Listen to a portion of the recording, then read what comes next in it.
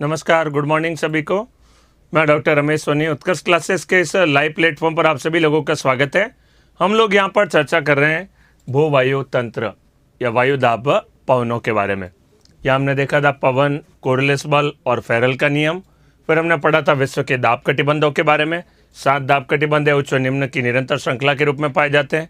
उच्च दाब के 4 दाब कटिबंध है, निम्न दाब के 3 दाब कटिबंध है। 4 दाब कटिबंध गतिक कारण से और 3 दाब कटिबंध बने तापीय कारणों से निर्मित हुआ है। ये हम लोगों ने पढ़ा था, याद करिए। कुछ प्रश्न भी देखे थे दाब कटिबंधों के बारे में, यहाँ पर चर्चा की थी। तो 4 दाब कटिबंध उच्च दाब के, 3 दाब कटिबंध निम्न दाब के। 4 गतिक कारण से, 3 बनते हैं तापीय कारण से निर्मित होते हैं।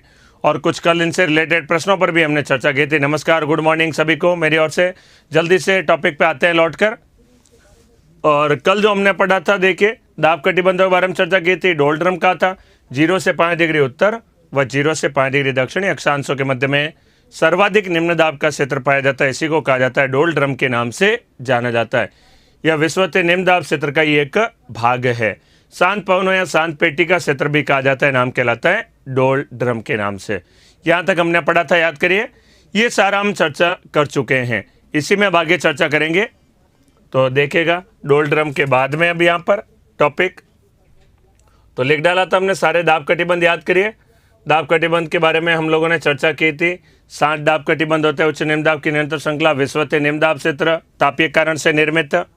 दूसरा दाब कटिबंध देखा था, इसी में देखा था डोलड्रम। फिर देखा था उपोष्ण कटिबंधीय उच्च दाब क्षेत्र, ट्रॉपिकल हाई प्रेशर बेल्ट।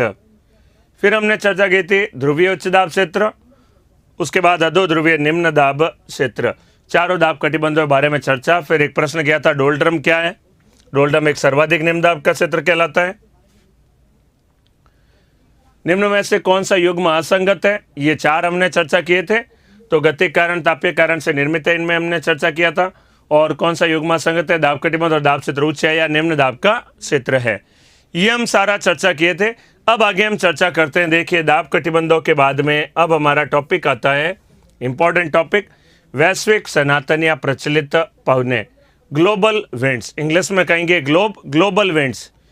वैश्विक पवने, सनातन पवने या प्रचलित पवने या ग्लोबल विंड्स के नाम से जानी जाती है। तो ये सारा टॉपिक कहलाता है वैश्विक सनातन या प्रचलित पवनों के नाम से। इसी में आगे चर्चा करते हैं। देखिए व्यापारिक पवने, पछुआ पवने और ध्रुवीय पवने आएगी, क्या होता है चर्चा करते हैं। देखिए इसी चित्र में यहां पर हमने चित्र बनाया था, याद करिए, दाब कटिबंधों का। इसी में देखिए ये दाब कटिबंधों के बीच में क्या होगा, पवने चलेगी। यहां पर पवन हमने पहली परिभाषा दी थी, पवन। अब सुनिएगा वैश्विक पवने किसे कहते हैं, ग्लोबल विंड्स किन्हें कहा जाता है, उसकी मैं चर्चा कर रहा हूं। ग्लोबल विंड्स या वैश्विक पवने। तो देखिएगा यहां पर है उच्च दाब, इधर है निम्न दाब। तो उच्च से निम्न की ओर पवने चलेगी, यहां पर भी उच्च से निम्न की ओर पवने। तो यहां पर भी देखिएगा इधर उच्च दाब है, यहां पर निम्न दाब है। पवनों के जाने की दिशा क्या होगी, पवनों के जाने की दिशा होगी इधर से इधर की ओर, यहां से इधर जाएगी पवनों के जाने की दिशा। यहां पर भी देखिएगा उच्च दाब और इधर है निम्न दाब। पवन गैसों का क्षैतिज प्रवाह जो उच्च दाब क्षेत्र से निम्न दाब क्षेत्र की ओर गमन करती है। पवन गैसों का क्षैतिज प्रवाह है जो उच्च दाब क्षेत्र से निम्न दाब क्षेत्र की ओर गमन करती है। तो उच्च से निम्न की ओर, इधर है उच्च और इधर कहलाएगा निम्न। उच्च से निम्न की ओर, इधर भी उच्च और इधर है निम्न। उच्च से निम्न की ओर गमन। यहाँ पर भी कुछ ऐसा होगा क्योंकि इधर उच्च दाब है, यहाँ पर निम्न दाब। पवन गैसों का क्षैतिज प्रवाह जो उच्च दाब क्षेत्र से निम्न दाब क्षेत्र की ओर गमन करती है। तो उच्च दाब से निम्न दाब, उच्च से निम्न। यहाँ पर भी देखिएगा ध्रुवों पर उच्च दाब और इधर है निम्न दाब, इधर से इधर की ओर गमन करेगी, यहाँ से इधर की ओर। तो यहाँ पर कुछ पवने चलेगी, इधर से इधर, इधर से इधर, इन या सारी जगहों पर, एक ही लाइन नहीं, सभी जगहों पर यहाँ पर क्या चलेगी, पवने। इन्हीं पवनों को नाम क्या देंगे, व्यापारिक पवने। इन पवनों को नाम देंगे पछुआ पवने। जैसे ये पवने कहलाएगी व्यापारिक पवने।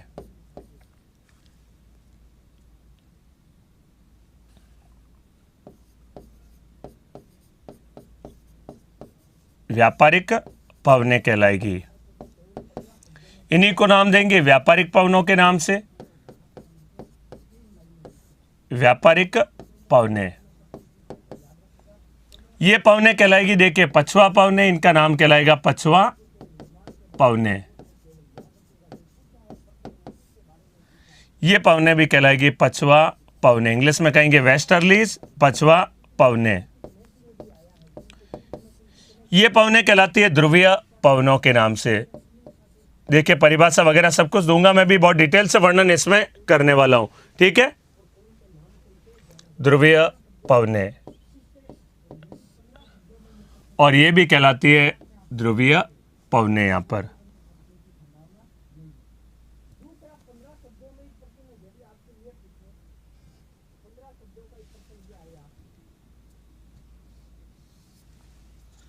ये पवने कहलाएगी ध्रुवीय पवनों के नाम से।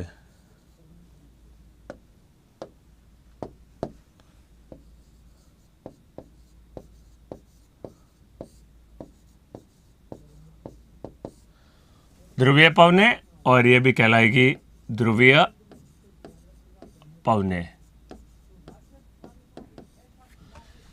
इसका मतलब ये हुआ, देखिए इन सभी जगहों पर बीच के स्थानों पर पवने चला करेगी, यहां से इधर, इधर से इधर, इधर से इधर, इन सभी पवनों का नाम क्या कहलाएगा? व्यापारिक। यहां पर व्यापारिक, तो देखिए इन व्यापारिक पवनों ने यहाँ पर पछवा पवने सभी जगह, यहाँ ध्रुवीय पवने, बीच के खाली स्थानों को सारी ये पवने कवर कर देगी, तो पूरे विश्व को कवर कर देगी। व्यापारिक मतलब कहलाएगा ट्रेड विंड्स, ट्रेड मतलब व्यापार, तो बन गया ट्रेड विंड्स। यहाँ पर कहलाएगी पछवा मतलब वेस्टर्लीज, वेस्टर्लीज, पछवा पवने कहलाती है वेस्टर्लीज, और ध्रुवीय पवने कहलाएगी पोलर विंड्स के नाम से। थोड़ा इंग्लिश वालों को भी होशियार बनना पड़ेगा, थोड़ा मुझे हिंदी वालों को भी व्याख्या करनी पड़ेगी, दोनों आप रहिए। व्यापार का मतलब क्या होता है? ट्रेड, तो ट्रेड विंड्स, पछवा मतलब वेस्टर्लीज, और पोलर विंड्स ध्रुवीय पवने कहलाएगी, ठीक है। तो अभी समझिएगा, रुक कर जरा बनाएगा, चित्र बनाने का समय दूंगा। ये पवने व्यापारिक पूरे जगह, इधर भी व्यापारिक पूरे जगह, यहाँ पे पछवा पवने पूरी जगह, ध्रुवीय पवने पूरी जगह। इन पवनों ने पूरे विश्व को घेर लिया है, पूरे विश्व को कवर कर लिया है यहाँ पर, इसलिए इन पवनों का नाम क्या कहलाएगा? वैश्विक पवने कहलाती है, ग्लोबल विंड्स कहलाती है। वे पवने जो संपूर्ण विश्व स्तर पर, पूरे विश्व पर चलेगी, संपूर्ण विश्व स्तर पर बिना रुके, बिना रुके का तात्पर्य 24 घंटे 365 दिन हमेशा चलती रहती है इधर से इधर। तो वे पवने जो संपूर्ण विश्व स्तर पर बिना रुके निरंतर एक ही दिशा में, एक ही दिशा का मतलब है कभी भी दिशा में परिवर्तन नहीं होगा। अगर इधर से इधर जा रही है तो इनकी दिशा कभी भी इधर से इधर की ओर नहीं होगी, उल्टी दिशा नहीं होगी। वे पवने जो संपूर्ण विश्व स्तर पर बिना रुके निरंतर एक ही दिशा में प्रवाहित होती रहती है, वैश्विक पवने कहलाती है। वे पवने जो संपूर्ण विश्व स्तर पर बिना रुके निरंतर एक ही दिशा में प्रवाहित होती रहती है, वैश्विक पवने कहलाती है। मैं अगर इसकी जगह वापस चित्र बनाऊंगा ना, ये सारे नाम वापस लिखने पड़ेंगे, इसलिए आप चाहो तो अलग बना सकते हो या उसी में बना लीजिए चित्र। इतना समय नहीं, मुझे 10 मिनट फिर से इसमें वेस्ट करने पड़ जाएंगे अगर वापस से मैं चित्र बनाऊंगा। कन्फ्यूजन का कोई बात ही नहीं है, सीधा सिंपल सी लाइनें बनाइए, और क्या कन्फ्यूजन काहे का इसमें? कच्चा चिट्टा यही तो है, कच्चा ही तो है ये, पक्का थोड़ी ना हाथों से, ये कच्चा चिट्टा ही है एक्चुअल में, और क्या है। अलग से बनाऊंगा तो 15 मिनट मुझे फालतू समय लग जाएगा, वो लगा नहीं सकता मैं। आप अपने आप बनाइए इसमें, और ये जो मैंने बनाए थे कल दाव कटिबंध, उसको अलग से एक बार फिर से चित्र बना डाले। तो यहाँ पर देखिए व्यापारिक पवनों ने पूरा यहाँ घेर लिया, इसने इधर पछवा पवनों ने, इन ध्रुवीय पवनों ने, इन सारी पवनों ने पूरे विश्व को घेर लिया है, इसलिए इन पवनों का नाम क्या पड़ जाएगा? वैश्विक पवने।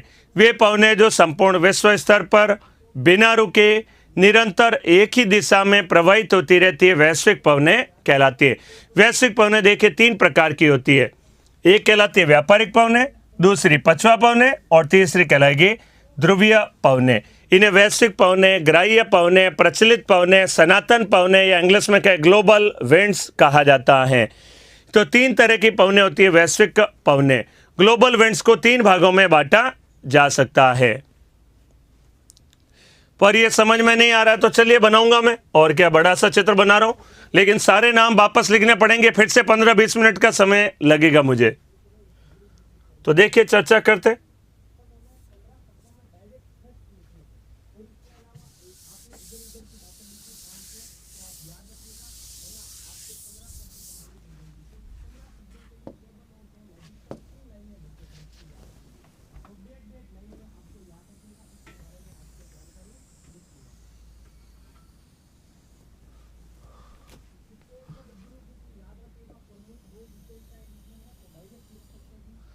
0 डिग्री,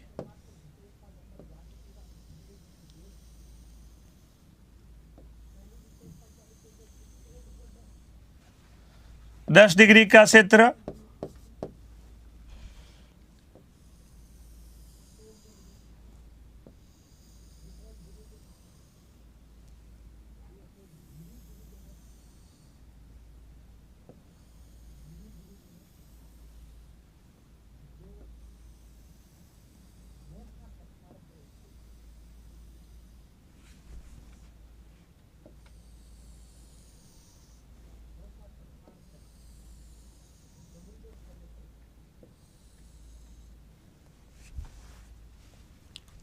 'नाम लिख रहा हूं पुनः, जरा देखिएगा एक बार।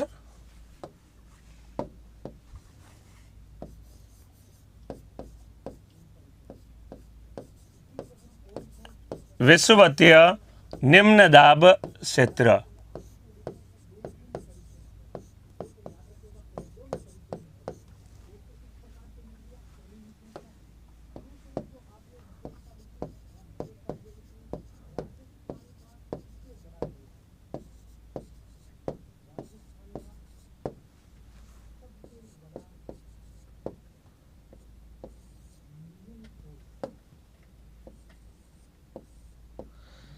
पचहत्तर से 90 डिग्री, इधर भी 75 से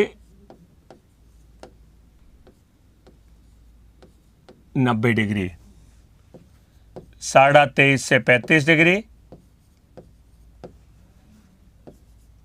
45 डिग्री से 65 डिग्री। नाम लिख लीजिए, आप भी बना लीजिए चित्र जल्दी से मेरे साथ साथ, जल्दी से बना लीजिए, कोई दिक्कत नहीं, मैं जल्दी बना दूंगा। चलिए, अच्छा ही हुआ, अच्छे साफ सुथरे से और नजर आ जाएगा पौने वगैरह कहां पर है, तो जरा लिखिएगा। उपोष्ण कटिबंधीय उच्च दाब क्षेत्र।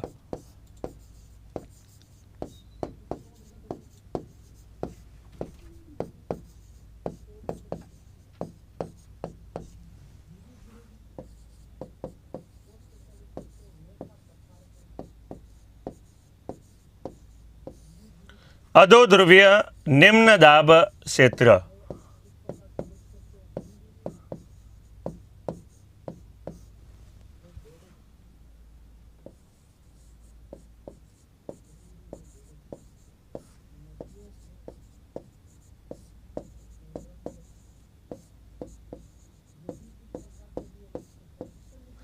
ध्रुवीय उच्च दाब क्षेत्र,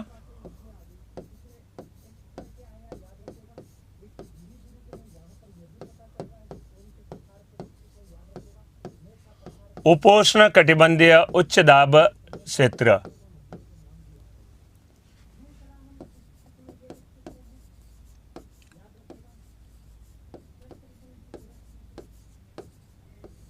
अधो ध्रुवीय निम्न दाब क्षेत्र।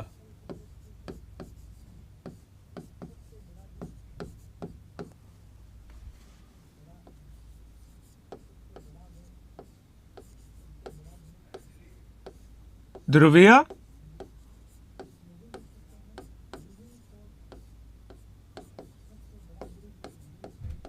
उच्च दाब क्षेत्र।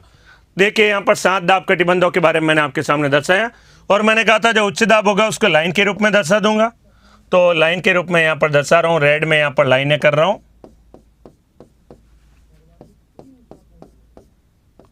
उच्च दाब होगा उसे लाइन के रूप में दर्शा रहा हूं।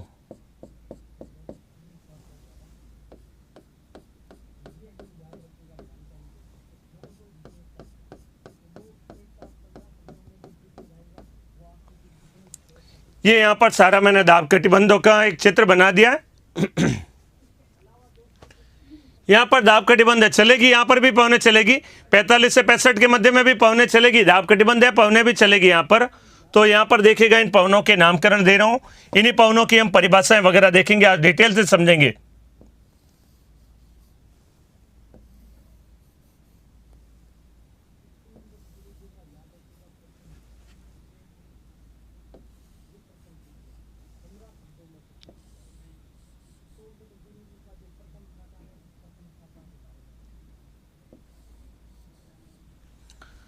देखिए यहां पर उच्च दाब, इधर है निम्न दाब। उच्च दाब के ऊपर लाइन लगा रहा हूं मैं, देखिए यहां पर उच्च दाब को मैं रेड ब्लैक कलर में लिख रहा हूं। जो जितने सारे उच्च हैं ये इंपॉर्टेंट रहेंगे। यहां से पवनों की शुरुआत होगी। उच्च दाब क्षेत्र, ये भी उच्च दाब क्षेत्र,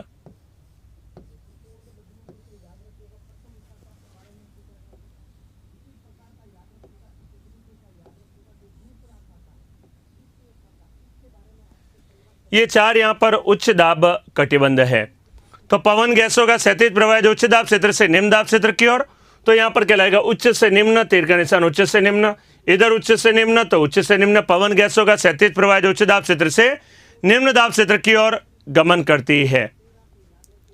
ये उच्च से निम्न की ओर, ये भी उच्च से निम्न की ओर, इधर उच्च से इधर निम्न की ओर। उच्च से निम्न सारे निशान लगाए मैंने, देखे। अब इनका मैं नामकरण लिख रहा हूं आपके सामने, जरा सुनिएगा, अच्छे से देखिएगा। यहां पर मैं नाम लिख रहा हूं व्यापारिक पवने।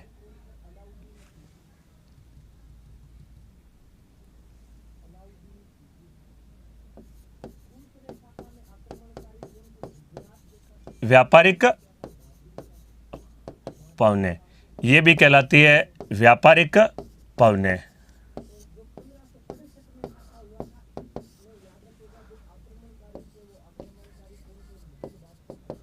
पछुआ पवने, वेस्टर्लीज, और ये कहलाएगी ध्रुवीय पवने।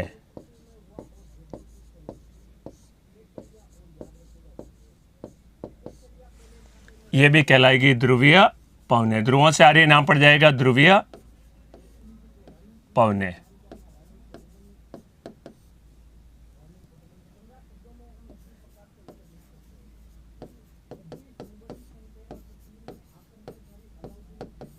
देखिए इसमें समय लगेगा, लेकिन बहुत बढ़िया से मैं आपको समझाऊंगा, तो आप अच्छे से इसमें बना लीजिए चित्र। कोई बात नहीं, 5-7 मिनट का समय लगा, लेकिन बढ़िया चित्र बन गया। चलिए, अच्छा है। पुनः एक बार समझने में बहुत आसानी रहेगी। साफ सुथरा चित्र बना दिया, जल्दी से इसको बना लीजिए। और हम इसके ऊपर अब चर्चा करते हैं पवनों के बारे में। वैश्विक पवने, व्यापारिक, पछुआ और ध्रुवीय पवनों के बारे में चर्चा करते हैं। डिटेल से यहाँ पर वर्णन करेंगे। बना लीजिए जल्दी से, इसी के बारे में आगे चर्चा करते हैं। बहुत डिटेल से हम लोग वर्णन करेंगे, ठीक है। बना लीजिए चित्र। व्यापारिक पवने, पछुआ पवने और ध्रुवीय पवने, ये पवने मिलाकर कहलाती है वैश्विक पवनों के नाम से जानी जाती है। बना लीजिए चित्र जल्दी से। डायरेक्शन सही लगाइएगा, जिधर मैंने लगाया उसी तरफ तीर का निशान लगाना है। डायरेक्शन सही लगाना है, महत्वपूर्ण रहेगा यहाँ पर। यही हमारे लिए आगे काम आने वाला है, और इससे सवाल एग्जाम में खूब बनता है। आज मैं आपको बढ़िया से समझा दूंगा। कोई बात नहीं, 5 मिनट का समय लगा, लेकिन आज मैं भी क्लास से पहले व्यापारिक, पछुआ और ध्रुवीय पवने सभी कुछ समझा दूंगा। अश्व अक्षांश भी आ जाएगा, क्या है इसी में, अश्व अक्षांश या घोड़े वाला अक्षांश क्या है, ये भी हम समझ लेंगे, ठीक है। आधे मिनट का समय और जल्दी से बना लो इसको। महत्वपूर्ण चित्र, फिर चर्चा करेंगे व्यापारिक, पछुआ और ध्रुवीय पवने क्या है, कहां से चलती है, क्या इनके नामकरण है, कैसी दिशा होती है, एग्जाम में क्या प्रश्न आते हैं, सब कुछ चर्चा कर देंगे। हाँ, दिशा भी बताऊंगा, सब कुछ बताऊंगा मैं इसमें, किधर क्या दिशा होती है, कैसे चलती है। अभी तो आज का भी पूरे आधा पौन घंटे का समय लगेगा। हाँ, मैं 2 मिनट के लिए हट जाता हूं। सही कहा आपने। चित्र बना लीजिए, मैं इधर साइड में खड़ा हूं आराम से। 2 मिनट में आप जल्दी से बना लीजिए इसको।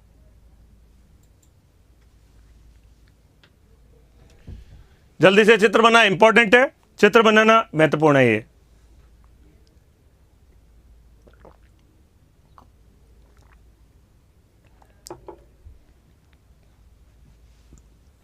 कितना करवा दिया, तो देखिए आज इतना लिखवाया अभी तक मैंने टॉपिक। आने के बाद में केवल ये वाला चित्र बनाया है, और इसमें समझेंगे वैश्विक पवने क्या है। महत्वपूर्ण टॉपिक आज का, अत्यंत महत्वपूर्ण टॉपिक, एग्जाम में सवाल आने में सबसे इंपॉर्टेंट टॉपिक यही है। पवने टॉपिक से ये मोस्ट इंपॉर्टेंट टॉपिक है। दाब कटिबंध हम पढ़ चुके, फेरेल का नियम, कोरिलेस बल समझा। इसका यहाँ पर सबका एक साथ यहाँ पर नियम लागू होंगे और चित्र आंसर आ जाएगा वैश्विक पवने क्या कहलाती है। हो गया।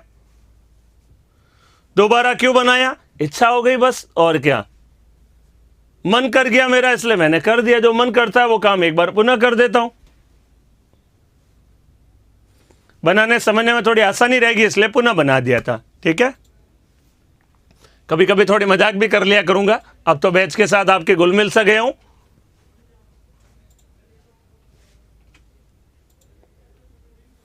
वापस से नहीं करवाऊंगा, पौने बताऊंगा आज मैं आपको यहाँ पर। हरिंदर जी पूछ रहे वापस से टॉपिक, नहीं वापस से नहीं होगा, इन्हीं में व्यापारिक पौना पछा पौनों की चर्चा करूंगा। ठीक है, बन गया होगा। अब चर्चा करते हैं क्या है व्यापारिक पौने, पछवा पौने व ध्रुवीय पौने। अब यहाँ पर एक चित्र देखेगा, ये वाला जो हमने शुरुआत देखी थी, याद करिए। मैंने यहाँ पर नाम लिखा वैश्विक, सनातन या प्रचलित पौने, 3 नाम लिखे, व्यापारिक, पछवा और ध्रुवीय पौने। ये जरा अच्छे से एक बार देखिए, व्यापारिक पौने, पछवा पौने, ध्रुवीय पौने किसका पार्ट है? वैश्विक, सनातन या प्रचलित पौनों का। तो इसी में देखिएगा यहाँ पर कंप्लीट वर्णन। अब आते हैं इस चित्र के ऊपर। यहाँ पर है उच्च दाब, इधर है निम्न दाब। तो उच्च से निम्न पवने चलेगी, पवन गैस होगा, क्षैतिज प्रवाह जो उच्च दाब क्षेत्र से निम्न दाब क्षेत्र की ओर गमन करती है। तो इधर से इधर, यहाँ पर है उच्च, इधर है निम्न, इधर से इधर, उच्च से निम्न, उच्च से निम्न चली। यहाँ पर तो एक लाइन दर्शाई, यहाँ सारी जगह पवने चलेगी, इन सभी जगह, इधर भी सारी जगहों पर। तो ये कुछ पवने सारी इस पूरे विश्व को घेर लेगी, पूरे विश्व को कवर कर लेगी, इसलिए इन पवनों का नाम क्या पड़ता है? वैश्विक पवने कहलाती है। इससे कैसे प्रश्न बनेंगे वो एग्जाम में मैं आपको पढ़ाने के पवने पढ़ाते ही आपको करवाऊंगा। ठीक है, तो इन पवनों ने पूरे विश्व को घेर लिया है, नाम कहलाती है वैश्विक पवने। परिभाषा सुनिएगा, महत्वपूर्ण है।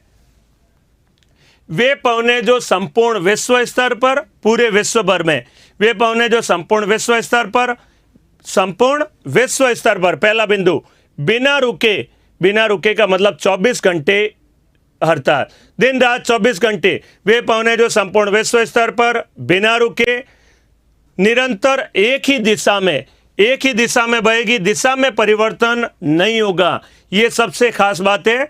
वे पवने जो संपूर्ण विश्व स्तर पर बिना रुके निरंतर एक ही दिशा में प्रवाहित होती रहती है, वैश्विक पवने कहलाती है। एक ही दिशा में परिवर्तन नहीं होगा, ये बात याद रखना। इधर से इधर जा रही है तो इधर ही जाएगी, उल्टी दिशा नहीं होगी। जब से पृथ्वी बनी है इनकी एक ही दिशा है। तो 3 बातें आ रही है, अच्छे सुनना, लास्ट निष्कर्ष। वे पवने जो संपूर्ण विश्व स्तर पर बिना रुके निरंतर एक ही दिशा में प्रवाहित होती है, वैश्विक पवने कहलाती है। ये पवने 3 प्रकार की होती है, व्यापारिक पवने, पछवा पवने और ध्रुवीय पवने। चौथी कोई भी ऐसी पवन नहीं होती, वैश्विक पवनों में शामिल नहीं है। तो ये चौथी कोई भी ऐसी पवने नहीं। वैश्विक पवने कितनी तरह की होगी? केवल 3 तरह की होती है, व्यापारिक पवने, पछवा पवने व ध्रुवीय पवनों के नाम से जानी जाती है। तो परिभाषा हो गई, बात समझ में आ गई। वे पवने जो संपूर्ण विश्व स्तर पर बिना रुके अर्थात 24 घंटे निरंतर एक ही दिशा में प्रवाहित होती है, इधर दिशा है तो इधर ही, इधर है तो इधर ही, जहां जिधर जिसकी दिशा उधर ही, दिशा में परिवर्तन नहीं होगा, पवने कहलाती है, वैश्विक पवने कहलाती है। सुनील कुमार जी ऐसा है, कृपया क्लास का समय थोड़ा और ज्यादा करें, बिल्कुल प्रयास करूंगा। चित्र बनाने में समय लग जाता है, कोई बात नहीं, लगने दीजिए समय, आराम से धैर्य से कछुआ चाल चलेगा, वो जीतेगा। ठीक है ना। अब मैं समझाऊं तब पिछली बातों को भी याद मत करो, सर 5 मिनट लग गया, वो हो गया, हो गया जो हो गया, बस अच्छे से ही किया है, पढ़िएगा बस। तो ये कहलाती है वैश्विक पवने कहें, इंग्लिश में ग्लोबल पवने कहते हैं, ग्लोबल विंड्स कहें, या इसी को नाम देते हैं प्रचलित पवने, ग्राह्य पवने, ये सभी इनके नाम है। व्यापारी अर्थात कह जाते हैं वैश्विक पवने, ग्लोबल विंड्स, प्रचलित पवने, ग्राह्य पवने, सनातन पवने, ये सारी बातें लिखवा दूंगा जो अभी तक बोला हूं। अब इन पवनों को 3 भागों में बांटा है, व्यापारिक, पछवा और ध्रुवीय। पहला चर्चा करता हूं व्यापारिक पवनों के बारे में, डिटेल से समझिएगा, महत्वपूर्ण बिंदु है। व्यापारिक पवने क्या है, ये देखें, यहाँ चित्र बनाया है, तो देखे व्यापारिक पवने किन्हें कहेंगे, परिभाषा देखेगा। इधर से इधर चल रही है पवने उत्तरी गोलार्ध में, और दक्षिण गोलार्ध में इधर से इधर। अब इधर से इधर का नाम तो देना पड़ेगा। वे पवने जो उपोष्ण कटिबंधीय उच्च दाब क्षेत्र से, ट्रॉपिकल हाई प्रेशर बेल्ट से, ट्रॉपिकल हाई प्रेशर बेल्ट या उपोष्ण कटिबंधीय उच्च दाब क्षेत्र से विषुवतीय निम्न दाब क्षेत्र की ओर, उपोष्ण कटिबंधीय उच्च दाब क्षेत्र से विषुवतीय निम्न दाब क्षेत्र की ओर, उपोष्ण कटिबंधीय उच्च दाब और इधर है विषुवतीय निम्न दाब क्षेत्र। तो परिभाषा बन गई, देखे, वे पवने जो उपोष्ण कटिबंधीय उच्च दाब क्षेत्र से विषुवतीय निम्न दाब क्षेत्र की ओर गमन करती है, व्यापारिक पवने कहलाती है। बस ये इनकी परिभाषा होगी। वे पवने जो उपोष्ण कटिबंधीय उच्च दाब क्षेत्र से विषुवतीय निम्न दाब क्षेत्र की ओर गमन करती है, व्यापारिक पवने कहलाती है। इन्हीं को व्यापारिक पवने कहा जाता है। क्यों नाम पड़ेगा, कैसे पड़ेगा, मेरा टॉपिक कंप्लीट होगा तब तक समझा दूंगा, धैर्य रखना। आज अश्व अक्षांश भी समझाऊंगा क्यों नाम पड़ा है। तो वे पवने जो उपोष्ण कटिबंधीय उच्च दाब क्षेत्र से विषुवतीय निम्न दाब क्षेत्र की ओर गमन करती है, व्यापारिक पवने कहलाती है। तो ये इनकी परिभाषा हो गई। अब यहां पर एक बात समझिएगा, टेक्निकल जो बिंदु आ रहा है सुनिए।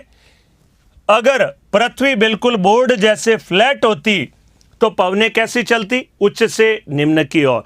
लेकिन पवने कैसे, अर्थात पृथ्वी कैसी है? इधर से गोल है, यह बात समझिएगा। यहां पर पृथ्वी गोल है और गोल वस्तु में क्या नियम लागू होगा? गोल वस्तु में नियम लागू होगा, अर्थात फेरल का नियम।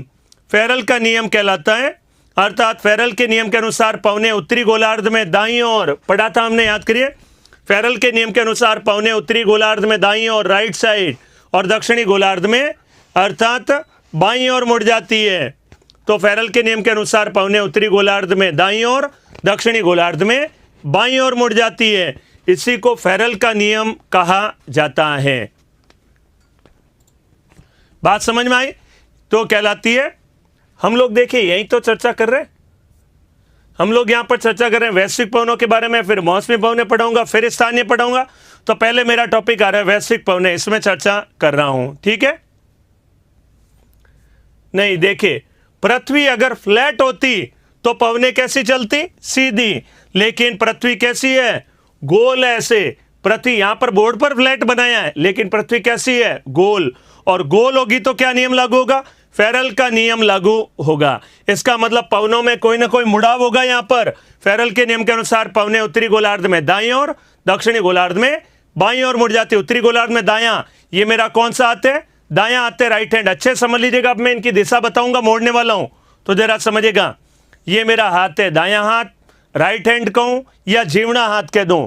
दायां हाथ, राइट हैंड या जीवना हाथ कहें, यही कहलाता है।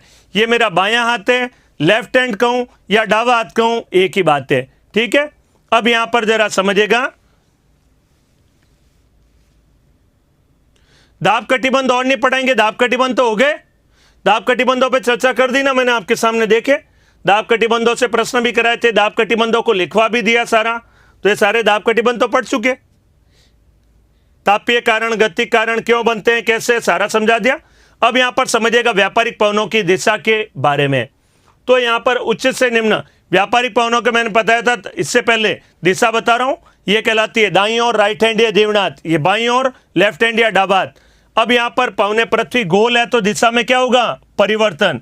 अब इसको समझने के लिए 3 बिंदुओं में हम लोग समझते हैं। देखिए जरा, यहां पर हम पहला काम करेंगे, मैं दक्षिणी गोलार्ध की व्यापारिक पवनों के बारे में चर्चा कर रहा हूं। ये जो व्यापारिक पवनें हैं इनकी मैं चर्चा कर रहा हूं आपके सामने। पहला ये वाली दक्षिणी गोलार्ध की, इसको हम समझने के लिए 3 बिंदुओं में समझेंगे। अच्छे समझेगा, 3 बिंदुओं में हम लोग यहां पर चर्चा करेंगे। तो समझिएगा क्या होता है 3 बिंदुओं में। पहला, यहां पर उच्च से निम्न तीर का निशान लगा दीजिए। लगा दिया हमने, उच्च से निम्न तीर का निशान, उच्च से निम्न तीर का निशान। देखिए तीर का निशान जब ऐसे होगा, अगर तीर का निशान ऐसे आ रहा है तो मेरा मुंह मैं किस ओर रखूंगा? बोर्ड की तरफ। और तीर का निशान जब ऐसे आ जाता है, फर्स्ट वाली स्थिति में तो रखूंगा बोर्ड की तरफ, और सेकंड वाली स्थिति में रखूंगा आप लोगों के सामने। तो इनकी दिशा निर्धारित करने के लिए हम 3 स्टेप में चलेंगे। मैंने बात बताई व्यापारिक पवनों के बारे में, कंप्लीट बात सुनिएगा यहां पर। अब मेरा निवेदन है बीच में कोई भी आप प्रश्न नहीं करें, समझ जाए, उसके बाद आप जो मनमर्जी आए प्रश्न करिएगा। सुनिएगा, यहां पर मैंने कहा था वे पवनें जो उपोष्ण कटिबंधीय उच्च दाब क्षेत्र से विषुवतीय निम्न दाब क्षेत्र की ओर गमन करती है व्यापारिक पवनें कहलाती है। व्यापारिक पवनें चलती है उच्च से निम्न की ओर, तो इधर से उच्च से निम्न। लेकिन पृथ्वी कैसी है? गोल है। गोल होगी तो ऐसी नहीं होगी दिशा, बल्कि क्या होगा? थोड़ा सा मुड़ाव होगा बिन में, क्योंकि फेरल के नियम के अनुसार पवनें उत्तरी गोलार्ध में दाईं ओर, दक्षिणी गोलार्ध में बाईं ओर मुड़ जाती है। इसको समझने के लिए हम 3 बातों में पढ़ रहे हैं। उच्च से निम्न तीर का निशान लगा दीजिए, उच्च से निम्न तीर का निशान। और पहला स्टेप हुआ, 3 स्टेप में समझ रहे हैं, उच्च से निम्न तीर का निशान। जब ये तीर का निशान ऐसा होगा इस तरफ, तो मेरा मुंह किस तरफ रहेगा? बोर्ड की तरफ मुंह, बोर्ड की तरफ मुंह। जब तीर का निशान ऐसा रहेगा, 1 नंबर जो दर्शाया है, तो मेरा मुंह किस ओर होगा? बोर्ड की तरफ, क्योंकि तीर के निशान की तरह ही मैं इधर मुंह कर रहा हूं। और जब नीचे की ओर इधर वाला तीर का निशान आएगा तो मेरा मुंह रहेगा सामने की तरफ। इनकी दिशाओं का निर्धारण कर रहे हैं, 3 स्टेप में हम लोग चलेंगे। तो समझिएगा, पहला स्टेप उच्च से निम्न तीर का निशान लगा दिया। पहला स्टेप उच्च से निम्न तीर का निशान। दूसरा स्टेप तीर के निशान के अनुसार मुंह का निर्धारण। मुंह किधर करना है? अगर तीर का निशान इधर की ओर है, मेरा मुंह किस ओर रहेगा? बोर्ड की तरफ। तीसरा स्टेप, फेरल के नियम के अनुसार पवने उत्तरी गोलार्ध में दाईं ओर, मेरा ये लेफ्टी हूं, बायां आते ये वाला उत्तरी गोलार्ध में दाईं ओर, दक्षिणी गोलार्ध में बाईं ओर मुड़ जाती है। बायां मतलब लेफ्ट हैंड, ये रहा, यही पढ़ा था। फेरल के नियम के अनुसार पवने उत्तरी गोलार्ध में दाईं ओर, दक्षिणी गोलार्ध में बाईं ओर। ये तो दक्षिणी गोलार्ध है, दक्षिणी गोलार्ध में बाईं ओर मुड़ेगी तो पवनों के जाने की दिशा क्या हो जाएगी? इधर की ओर। ये मेरा कौन सा हाथ है? बायां हाथ, बाएं तरफ मुड़ जाएगी, इधर मुड़ने की दिशा होगी, ये वाली दिशा होगी, इधर की ओर मुड़ेगी। और इधर की ओर मुड़ेगी तो इनकी जाने की दिशा क्या होगी? जरा समझिए, ये कहलाता है नॉर्थ, साउथ, ये ईस्ट कहलाता है और ये वेस्ट कहलाता है। यही होता है पढ़ा, उत्तर, दक्षिण, पूर्व और पश्चिम। देखिए ऐसी हो गई है इनकी दिशा, गोल होगी पृथ्वी तो इनकी दिशा में क्या हो जाएगा? परिवर्तन। तो परिवर्तन होगा तो ये इनकी दिशा कुछ ऐसे बन जाएगी। देखिए ये इनके जाने की दिशा है और ये क्या? शुरुआत वाला स्थान है। यहाँ जो दर्शाया शुरुआत, इधर से शुरुआत हो रही है। तो पवनों का नामकरण जहाँ से शुरुआत होती है वहाँ से उनका नामकरण रखा जाता है। जहाँ से शुरुआत वहाँ से उनका नामकरण। तो शुरुआत हो रही है कहाँ पर? दक्षिण पूर्व से, साउथ ईस्ट से। इसलिए इन पवनों का, पवनों में नियम है जहाँ से शुरुआत होती है वहाँ से उनका नामकरण रखा जाता है। तो इन पवनों को नाम देंगे दक्षिणी पूर्वी व्यापारिक पवनों के नाम से जाना जाता है। तो दक्षिण पूर्वी व्यापारिक पवने कहलाती है। ठीक है, ये कहलाती है दक्षिणी पूर्वी व्यापारिक पवनों के नाम से जाना जाता है। बात समझ में आई है नहीं? बताइए। ये कहलाती है दक्षिण पूर्वी व्यापारिक पवने कहलाती है। इधर से इधर जाने की दिशा तो दक्षिण पूर्व से उत्तर पश्चिम की ओर होती है, इसलिए शुरुआत जहां से होगी वहीं से नामकरण रखा जाएगा। कल्पना कीजिए अगर इसकी शुरुआत उत्तर पूर्व से इधर होती तो नाम पड़ जाती उत्तर पूर्वी व्यापारिक पवने, दक्षिण पूर्व से होती तो दक्षिण पश्चिमी व्यापारिक पवने कहलाती है, दक्षिण पश्चिम से। तो ये सारी बातें इसमें महत्वपूर्ण है। तो इनका नामकरण रखा जाएगा दक्षिणी पूर्वी व्यापारिक पवने। एग्जाम में प्रश्न आता है दक्षिणी गोलार्ध में व्यापारिक पवनों की दिशा क्या होती है? तो हम कहेंगे दक्षिण पूर्व से उत्तर पश्चिम की ओर होती है, दक्षिण पूर्व से उत्तर पश्चिम, इसलिए इन्हें दक्षिणी पूर्वी व्यापारिक पवने कहा जाता है।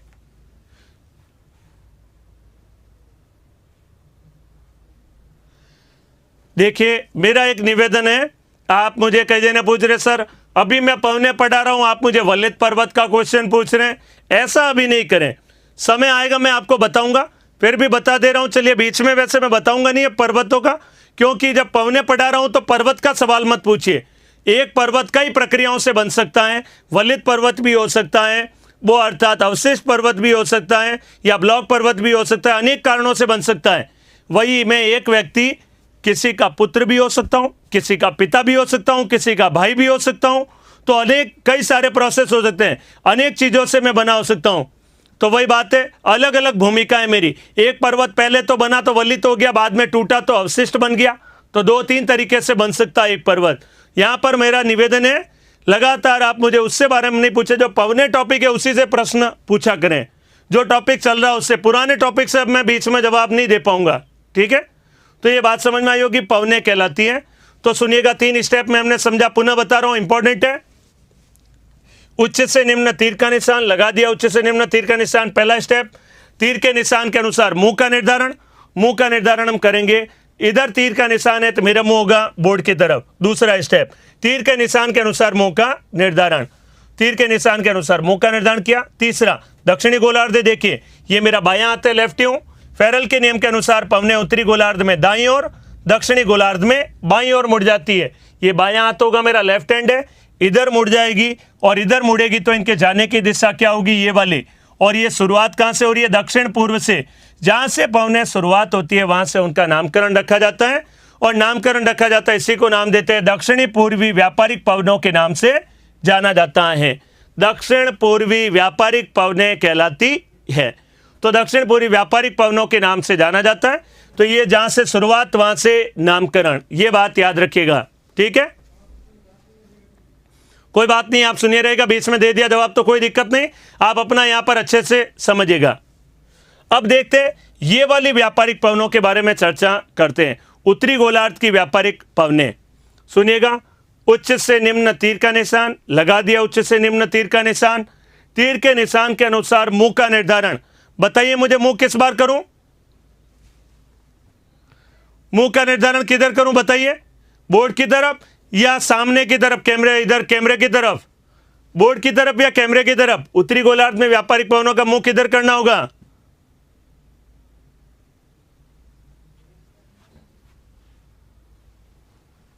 ठीक है, बात समझ में आई या नहीं बताइए।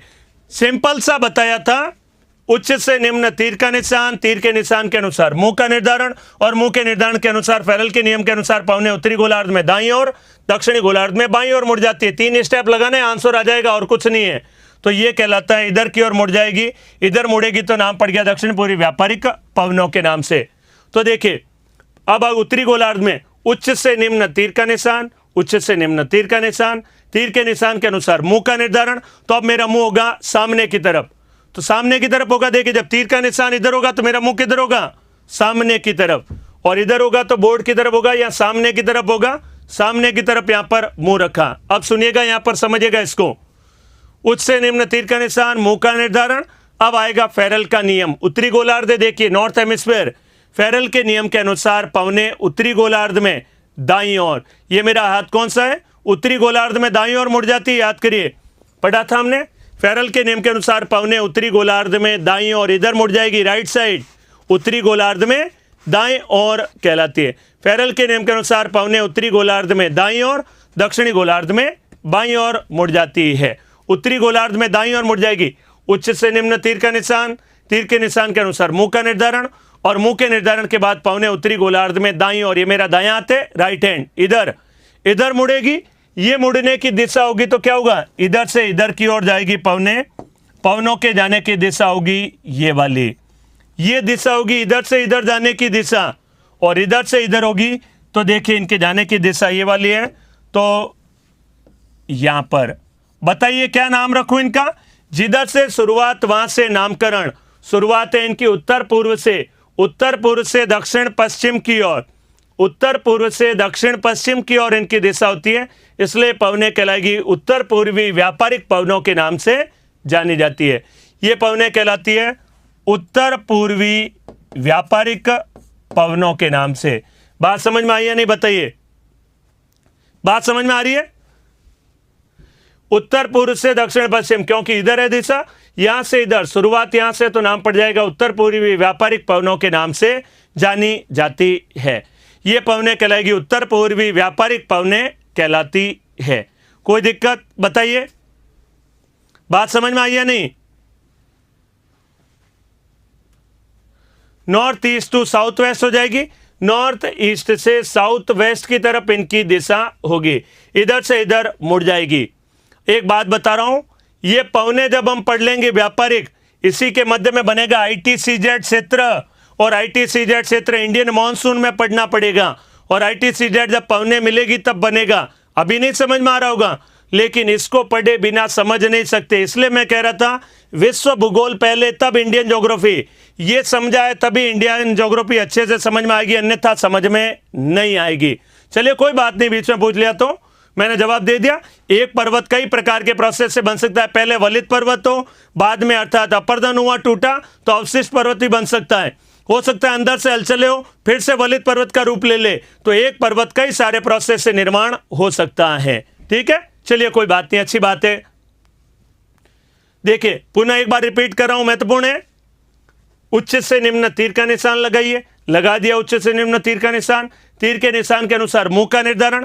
तीर का निशान जब इधर होगा तो मुंह होगा सामने की तरफ, सामने की तरफ होगा तो यहां पर पहला स्टेप तीर का निशान, तीर के निशान के अनुसार मुंह का निर्धारण, फिर फेरल का नियम लगाना है।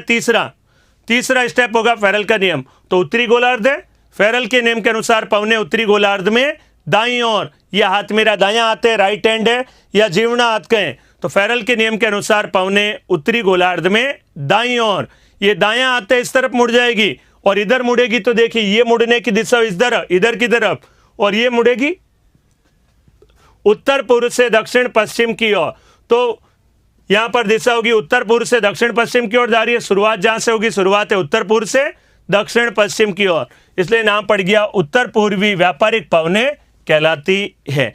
इन पवनों को नाम कहा जाता है उत्तर पूर्वी व्यापारिक पवने कहा जाता है। बात समझ में आ गई?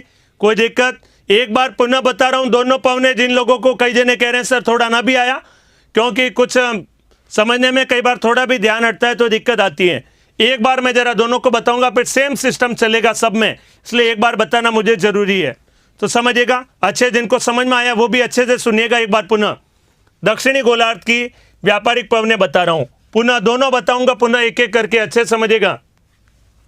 उच्च से निम्न तीर का निशान, उच्च से निम्न तीर का निशान, पहला लगा दिया इधर उच्च इधर निम्न, तीर का निशान लगा दिया उच्च से निम्न। देखिए यहां पर चलेगा ऐसे ही, उच्च से निम्न तीर का निशान, तो ऐसा ही तीर का निशान यहां पर भी लगाया, उच्च से निम्न, पहला स्टेप उच्च से निम्न। दूसरा, तीर के निशान का जब ऐसे होगा तो बोर्ड की तरफ रहेगा, क्योंकि तीर के निशान के अनुसार ही मेरा मुंह करना है। दूसरा इधर स्टेप, पहला तीर का निशान, दूसरा मुंह का निर्धारण, तीसरा फेरल का नियम। फेरल के नियम के अनुसार पवने उत्तरी गोलार्ध में दाईं ओर, दक्षिणी गोलार्ध में बाईं ओर। दक्षिणी गोलार्ध है तो बाईं तरफ मुड़ जाएगी, लेफ्ट साइड मुड़ेगी, इधर मुड़ने की प्रवृत्ति लेफ्ट की तरफ, इधर मुड़ जाएगी, और इधर मुड़ने की प्रवृत्ति होगी तो ऐसे जाएगी। शुरुआत है दक्षिण पूर्व से उत्तर पश्चिम की ओर जाती है, नाम पड़ जाएगा दक्षिणी पूर्वी व्यापारिक पवने कहलाती है। ये पवने कहलाएगी दक्षिणी पूर्वी व्यापारिक पवने। बात समझ में आ गई? बहुत बढ़िया, समझ में आ रहा है, बहुत अच्छी बात है। आप लोगों के यही कमेंट मुझे थोड़ा मजबूत रखेंगे, ठीक है। तो ये कहलाती है दक्षिण पूर्वी व्यापारिक पवने कहलाते हैं, जिधर से शुरुआत वहां से नामकरण। देखिए इंडियन मॉनसून में बताऊंगा, दक्षिणी पश्चिमी मॉनसून आता है या नहीं बताइए, दक्षिण पश्चिम मॉनसून, इसका मतलब शुरुआत कहां से होगी, दक्षिण पश्चिम से होगी मॉनसून की शुरुआत। उत्तर पूर्वी मॉनसून सर्दियों में शुरुआत कहां से होगी, उत्तर पूर्व से होगी। यही बात मैं इंडियन मॉनसून में भी बताऊंगा, ये समझा तो इंडियन मॉनसून बढ़िया समझ में आएगा, ठीक है। अब आगे सुनिएगा, उत्तरी गोलार्ध की व्यापारिक पवने, उच्च से निम्न तीर का निशान, उच्च से निम्न तीर का निशान लगा दिया ऐसे, उच्च से निम्न तीर का निशान, तीर के निशान के अनुसार मुंह का निर्धारण। तीर का निशान ऐसे होगा तो मेरा मुंह होगा सामने की तरफ, सामने की तरफ होगा उत्तरी गोलार्ध। पहला तीर का निशान, मुंह का निर्धारण। तीसरा, फेरल के नियम के अनुसार पवने उत्तरी गोलार्ध में दाईं ओर, दक्षिणी गोलार्ध में बाईं ओर। उत्तरी गोलार्ध है, उत्तरी गोलार्ध दाएं तरफ ये रहा, इधर मुड़ जाएगी, इस तरफ मुड़ने की प्रवृत्ति, इधर मुड़ जाएगी तो पवने यहां से शुरुआत है, नाम कहलाएगा उत्तर पूर्वी उत्तर पूर्व से दक्षिण पश्चिम की ओर, नाम कहलाएगा उत्तर पूर्वी व्यापारिक पवने कहलाती है। बढ़िया समझ में आ गया होगा? अब मैं मानता हूं बढ़िया समझ में आ गया होगा, क्योंकि इंपॉर्टेंट टॉपिक था, 3-4 बार बताना पड़ेगा मुझे, ठीक है। तो ये कहलाता है व्यापारिक पवने। तो वैश्विक पवने ये तीनों होगी, व्यापारिक, पछुआ और ध्रुवीय। अब एक एक करके इनको भी समझेंगे, पछुआ और इनको भी, ध्रुवीय पवनों को भी। तो अभी तक जो पढ़ा वो लिखा देता हूं, क्या लिखेंगे? वैश्विक पवनों की परिभाषा, 3 तरह की होती है वैश्विक पवने, इसके बाद में वैश्विक पवनों के बाद में व्यापारिक पवनों की परिभाषा, और क्यों कहते हैं जरा धैर्य रखना, मैं बताऊंगा, सब कुछ बताऊंगा। व्यापारिक नाम क्यों पड़ा, कारण दूंगा, अश्व अक्षांश क्या है, कारण दूंगा, बस थोड़ा धैर्य रखना, विश्वास रखें, समय आने पर बता दूंगा, टॉपिक कंप्लीट होने से पहले बता दूंगा, ठीक है। तो मैं यहां पर परिभाषा लिखवा देता हूं, पहले वैश्विक पवनों की 3 तरह की होगी, फिर हम व्यापारिक पवनों तक लिखते हैं, फिर वापस आते हैं पछुआ पवनों के बारे में। तो अगला देखिए, हेडिंग लगाइए यहां पर, हेडिंग है हमारा वैश्विक पवने। बात समझ में आ रहा है? कमेंट भी आपके देख रहा हूं, चिंता नहीं करिए। सर एग्जाम में पूछे तो क्या करना है, अरावली पर्वत के बारे में, आप अरावली पर अटक गए, मेरे अनुसार आप फाइनल आंसर कर दीजिएगा अवशिष्ट पर्वत, ठीक है। अवशिष्ट या ब्लॉक पर्वत, अवशिष्ट पर्वत लिख दीजिए, आपको फाइनल आंसर है मेरी ओर से। क्यों है, कैसे, और अरावली पर कभी आऊंगा, चर्चा कर दूंगा आपके सामने। मेरे अनुसार आंसर लिख दीजिएगा अवशिष्ट पर्वत। वलित का भी उदाहरण है, लेकिन ज्यादा प्रमुख कहलाएगा अवशिष्ट पर्वत का उदाहरण आप लिख देना, ठीक है। ओके, मेरे पर भरोसा रखिए, काम कर दीजिएगा, अवशिष्ट पर्वत लिख देना आप, ठीक है। कंफ्यूज मत होइए, कई बातें कंफ्यूजन हो रही है, मुझे बस मानिए और लिख डालिएगा आंसर। अवशिष्ट पर्वत है अरावली, अवशिष्ट हो, वलित हो, 4-5 ऑप्शन जो दे रखे हो, अवशिष्ट वाले पर टिक कर देना आप, ठीक है ना।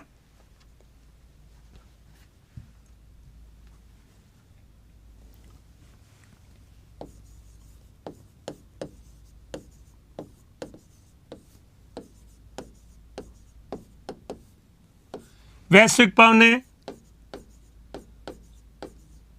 सनातन पवने,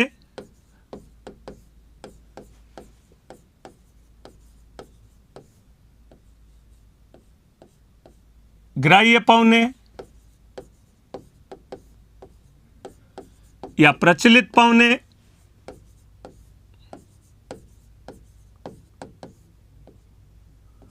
या ग्लोबल विंड्स।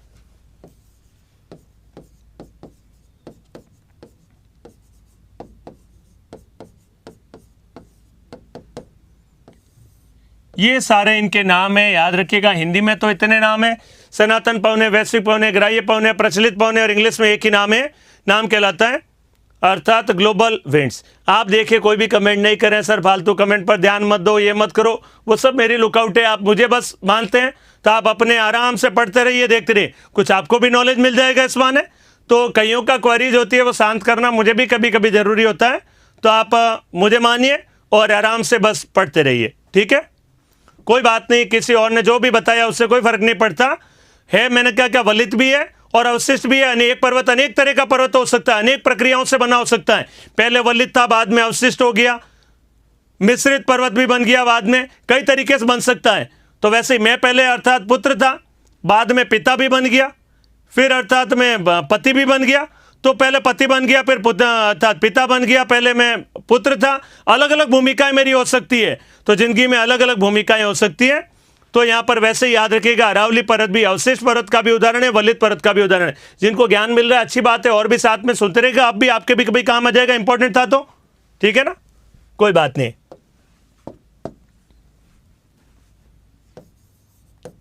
वे पवने जो संपूर्ण विश्व स्तर पर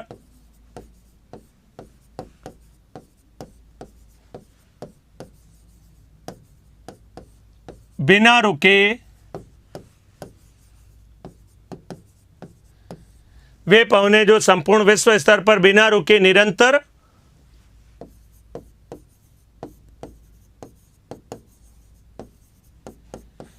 एक ही दिशा में प्रवाहित होती रहती है।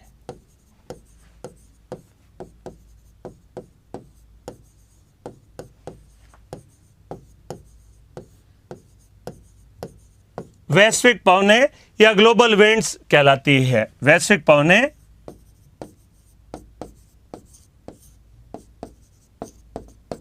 कहलाती है। वे पवने जो संपूर्ण विश्व स्तर पर बिना रुके निरंतर एक ही दिशा में प्रवाहित होती रहती है, वैश्विक पवने कहलाती है। ये पवने 3 प्रकार की होती है।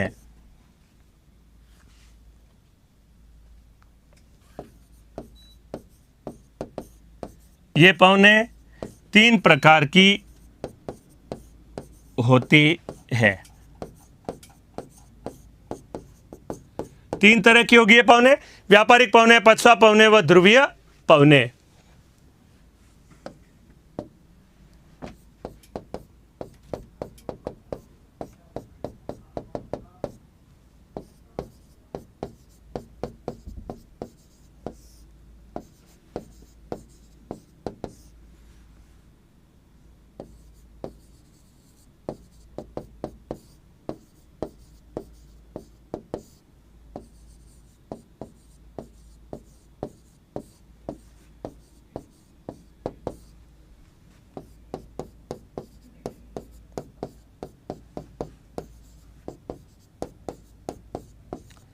Trade winds,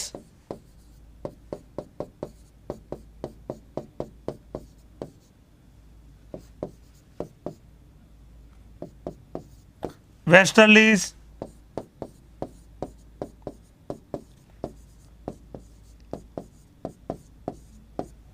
polar winds.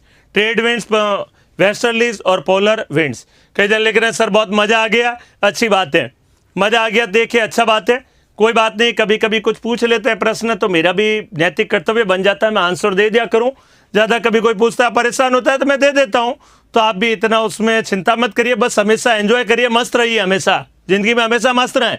ज़्यादा चिंता नहीं करनी कभी भी कोई बात की, एंजॉय से पढ़िए, आराम से पढ़िए।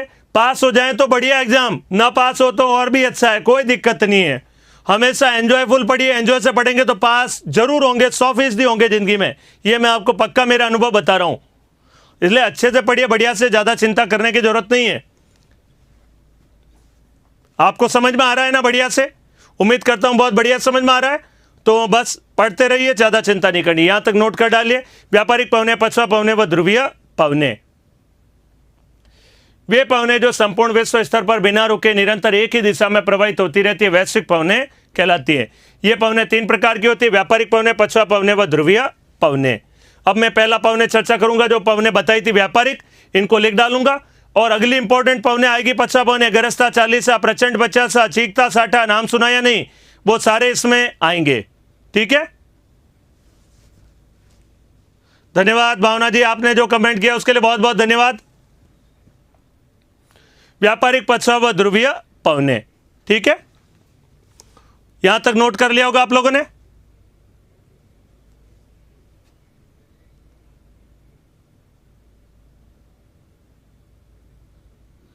सर हमें तो आपसे संपूर्ण भरोसा, आप ही हमारी ज्योग्राफी पूरी करवाएंगे, और हमारा धन्यवाद सर जी, बहुत बहुत धन्यवाद है। जरूर कराऊंगा, आपकी उम्मीदों पे खरा उतरूंगा, पक्का, मेरा प्रॉमिस है।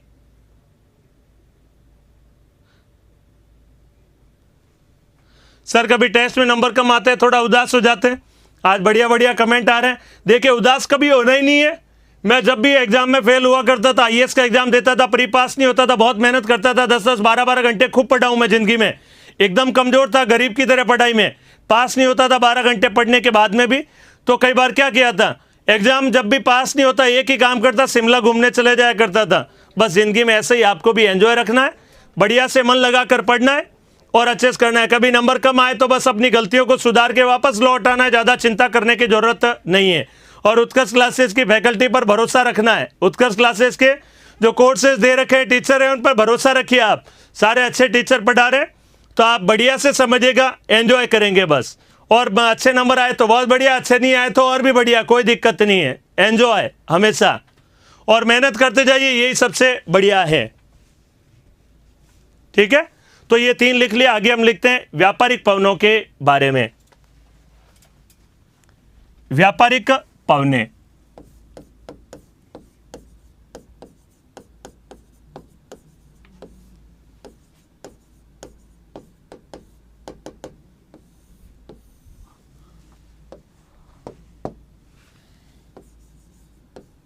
वे पवने जो उपोष्ण कटिबंधीय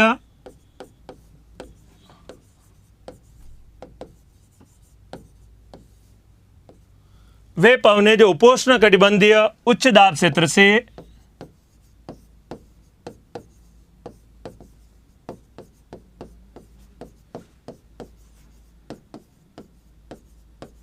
विषुवतीय निम्न दाब क्षेत्र की ओर,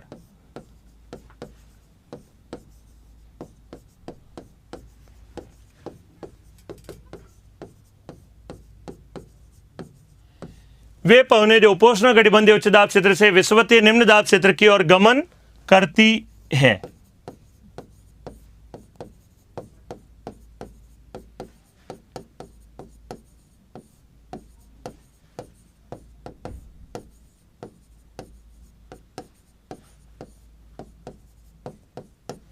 व्यापारिक पवने कहलाती है।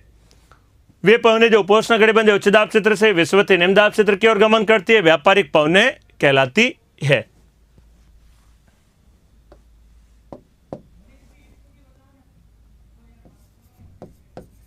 उत्तरी गोलार्ध में, नॉर्थ हेमिस्फीयर, उत्तरी गोलार्ध में व्यापारिक पवनों की दिशा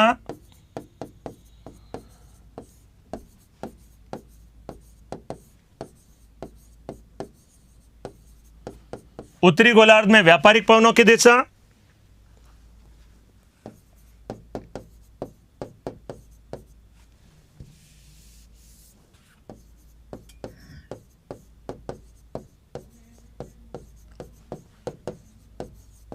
उत्तर पूर्व से दक्षिण पश्चिम की ओर,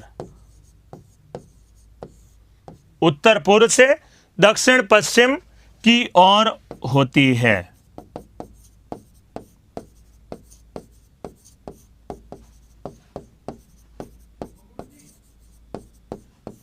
इसलिए इन्हें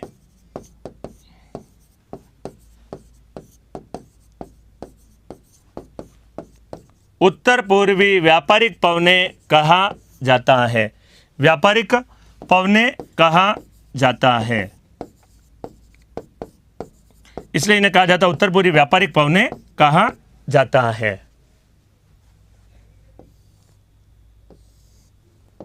नॉर्थ, साउथ, इधर ईस्ट और वेस्ट हमने चित्र बनाया था, याद करिए।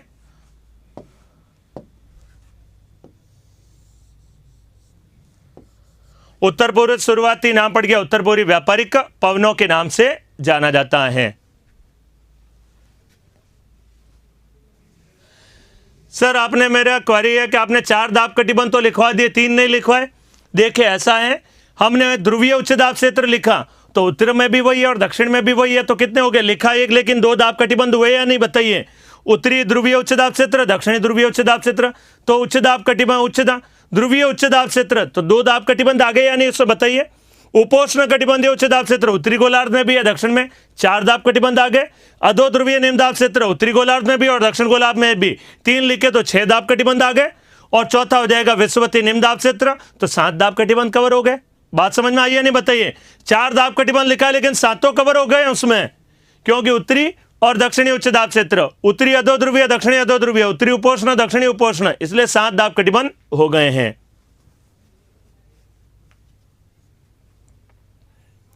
इसलिए इन्हें उत्तर पूर्वी व्यापारिक पवने कहा जाता है। दक्षिणी गोलार्ध में इनकी दिशा,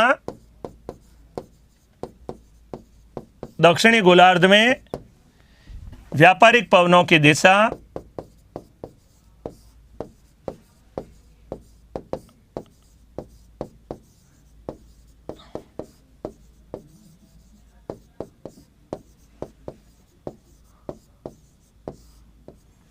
दक्षिणी गोलार्ध में व्यापारिक पवनों की दिशा दक्षिण पश्चिम से, देखिए दक्षिण पूर्व से,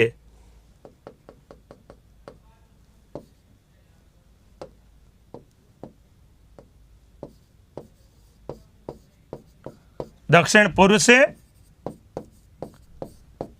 उत्तर पश्चिम की ओर होती है।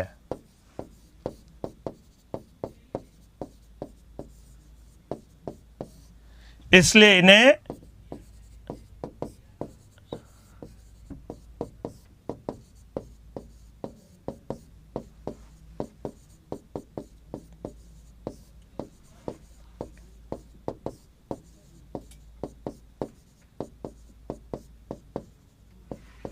दक्षिण पूर्वी व्यापारिक पवने कहा जाता है। तो यहां पर देखिए दक्षिणी गोलार्ध में इनकी दिशा थी कुछ ऐसे, जहां शुरुआत वहां से नामकरण, नाम पड़ गया उत्तर पूर्वी व्यापारिक पवने, दक्षिण पूर्वी व्यापारिक पवने। उत्तर पूर्वी व्यापारिक पवने, कच्चा चिट्टा भी बना दिया, देखिए इनका जो वहां पर बनाया था, ये कहलाएगी दक्षिणी पूर्वी व्यापारिक पवने।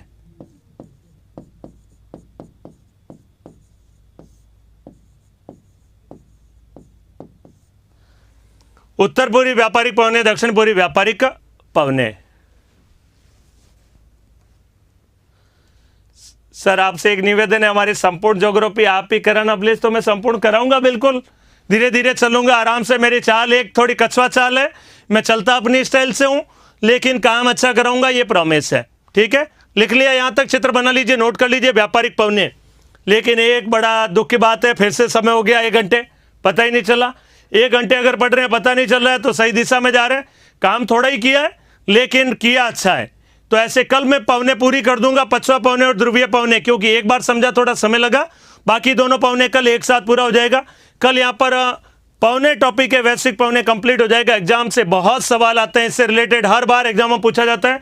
ज्योग्राफी का बहुत महत्वपूर्ण यहाँ पर ये टॉपिक है। व्यापारिक पवने किन्हें कहा जाता है, क्या दिशा होती है, तो ये सारी बातें इसमें महत्वपूर्ण हैं। लॉकडाउन खुलते ही बुक आ रही है मेरी, चिंता मत करिए। ठीक है सर, एक आप चार्ट बना देना जिसमें विश्व की झील, पहाड़, नगर, मरुस्थल, जनजाति सब लिखवा देना, सब लिखवा देंगे आपको। सर मुझे विश्वास हो गया कि मैं थानेदार बन जाऊंगी, बहुत अच्छी बात है, अपने ऊपर विश्वास करिए, भरोसा हो गया चित्र। तो ये कहलाता है व्यापारिक पवनों के नाम से जाना जाता है। यहां तक नोट कर लिया होगा, चित्र बना लिया होगा। उत्तर पूर्वी व्यापारिक पवन है, दक्षिण पूर्वी व्यापारिक पवन है। अब देखिए, समझाने का तो ज्यादा समय नहीं रहा, 1 मिनट में मैं आपको उनकी परिभाषा लिखवा देता हूं पछुआ पवनों की। कल आते ही फिर वहीं से चर्चा करेंगे। मैं एक परिभाषा लिखवा रहा हूं पछुआ पवनों के बारे में, आप भी नोट कर डालिए। पछुआ पवने, वेस्टर्लीज जिसे कहें पछुआ पवने,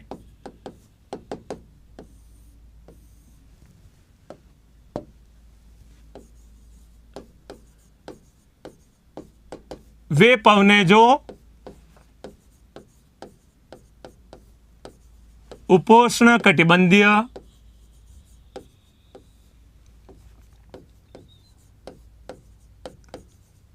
उच्च दाब क्षेत्र से, अभी लिख लीजिएगा, कल आते ही मैं समझा दूंगा इसको। वे पवने जो उपोष्ण कटिबंधीय उच्च दाब क्षेत्र से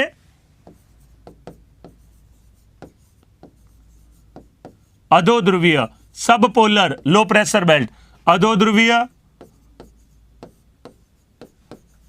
निम्न दाब क्षेत्र की ओर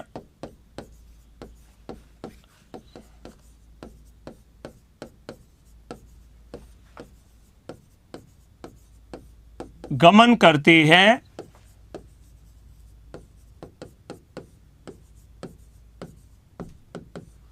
पछुआ पवने कहलाती है।